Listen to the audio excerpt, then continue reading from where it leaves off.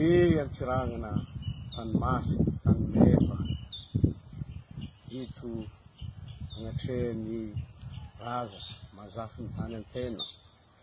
Ito agnatrehany Jagnahary Loloavina Tampindroa.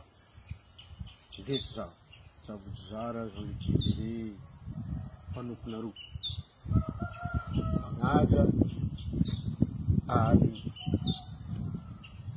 magnatanteraka miavidy zay mena ro izy. Mbala tsara atsika jiaby. Navy izy ty fa marikitry mianja fotoana andatantsika vato. Efa etsika ny vato alatsika atsika. Numéro 3. Ino antony andatantsika izy? Io mitohy ny fampandrosoana zay nataotsika tagnatiny efa mandaro izay. Eto atsika ny tenana tsara. Eto atsika ny agnambela raha tsara ho an'ny taranaka sy ho an'ny zafitsika. Marigny volagnin-dreo agny fa mbola eky toerana ho an'ny tanora. Tanora marigny ireo mpifanidina amintsika fa ireo mbola misy fotoana agnanaovandreo izy. Fa an-tegna mbola matsiaro tegna, vogno ary saigny mbola ho tsara. Oh, soare, jery mbola jirin'ny tanora tsy maintsy mahavita amin'ny adidy izay nambelanareo aminaka. Anompo anareo ny tegna. Zegny ny adidy voalohany satria mifagnajana anareo amin'izay mandat amianareo za, amin'izay fahefana namianareo za.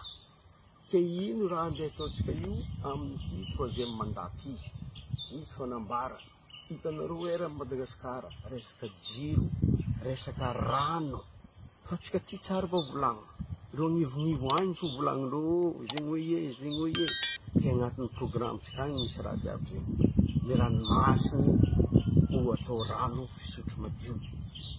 Ny jiro agnanaovana parta photovoltaïque. Mba matomboky raha ataonao zegny mere ho aroboka. Atsika fa nanomboky nisy olo zao agnya amatsatsika mivola raha jiaby zegny. Ny raha atahorandreo fo anao mba mera mavity raha zegny. Iny fo varina agnanaovana lalàna. Amin'ny mandande taloha jiaby regny ny ampianarina izay mera. Ary zio misy lalàna ho an'ny itsinjaram-pahefana ny habo collectivité émergente. Zegny magnome fahefana ny commune ho aleo tegna arabola, arafanapana. Kay izegny nagnanaovantsika izy. Ny raha fahatsika atao tohizina fo, madio ny tanàna, mazava ny tanàna.